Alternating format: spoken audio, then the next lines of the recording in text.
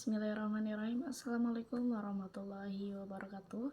Saya Iin Ulfariani dengan NIM 2311700 dari IPA Hidup 232B.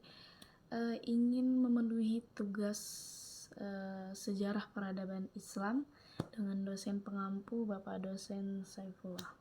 Saya di sini akan menjelaskan sejarah masuknya Islam ke New Zealand.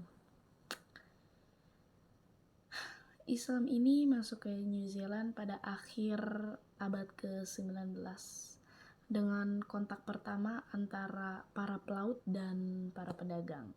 Nah, mereka ini masuk ke New Zealand tujuannya agar mendapatkan hidup yang lebih baik lagi. Demografi negara. Nah, New Zealand ini populasi penduduknya itu sekitar 5 juta. 5 juta dengan mayoritas penduduk itu rata-rata keturunan dari Eropa sendiri. Nah, terus New Zealand ini juga bagus gitu ya letak geografisnya. Dia memiliki hutan yang lebat gitu, terus memiliki garis pantai yang memukau. Nah, sejarah masuknya Islam ke New Zealand itu sendiri. Setelah Perang Dunia Kedua terjadi imigran yang sangat signifikan ke New Zealand. Nah, mayoritas itu penduduk Muslim gitu ya, yang pergi ke New Zealand kayak Pakistan, India, Lebanon gitu. Nah, mereka ini datang ke New Zealand ini tujuannya agar mendapatkan pekerjaan dan hidup yang lebih baik yang dianggap New Zealand ini subur gitu tanahnya. Nah, jejak-jejak peradaban Islam di New Zealand. Ada apa aja sih? Nah, jejak-jejak peradaban di New Zealand ini meliputi beberapa aspek gitu ya, baik itu dari arsitektur masjidnya, lalu bangunan pendidikan untuk muslim, dan masyarakat muslim yang ikut berpartisipasi baik kegiatan politik dan sosial. Nah, untuk masjid-masjid yang ada di New Zealand ini itu ada Ponsonby Mosque, Masjid Ponsonby, dan Wellington Islamic Center. Lalu ada tokoh-tokoh penting dan organisasi Islam yang berkembang gitu di New Zealand.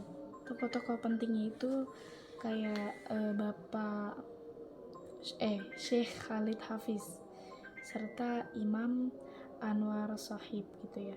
Beliau ini ya orang yang tokoh terkemuka dan tokoh penting dalam peradaban Islam di New Zealand. Lalu untuk organisasinya itu ada Federation of Islamic Education of New Zealand atau kerap disingkat dan disapa FIANZ. Organisasi ini memainkan peran kunci dalam menyatukan komunitas muslim dan memperjuangkan hak-hak. Nah, lalu yang kelima itu kehidupan umat Islam kontemporer di New Zealand. Gimana sih kehidupan Islam di New Zealand itu? Dalam kehidupan sehari-hari, umat Islam di New Zealand ini terlibat dalam berbagai aktivitas yang mencakup aspek keagamaan, budaya, dan sosial gitu ya.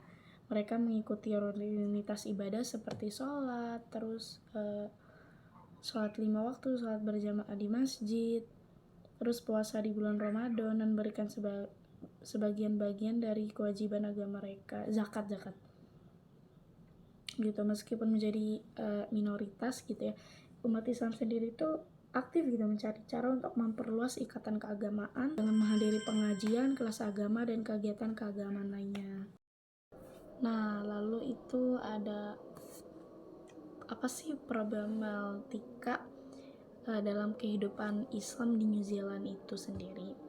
Nah, umat Islam di New Zealand itu menghadapi berbagai tantangan ya pastinya teman-teman, kelihatannya nggak enak-enak aja, termasuk isu-isu diskriminasi, apalagi di negara yang minoritas muslimnya.